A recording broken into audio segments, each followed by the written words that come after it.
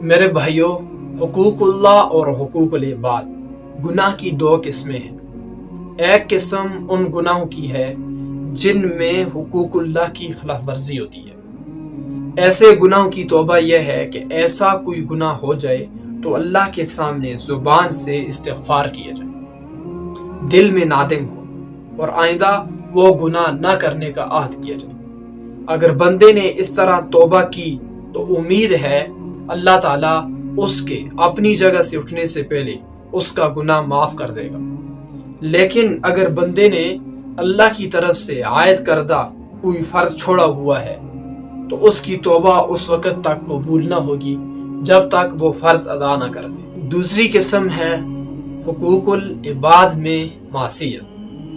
اگر کسی بندے کا حق مارنے کا گناہ ہے تو اس کی توبہ اس وقت تک قبول نہ ہوگی جب تک کہ جس بندے کا حق مارا ہے اس کا حق ادا نہ کر دیا جائے یا اس سے معاف نہ کرا لیا جائے۔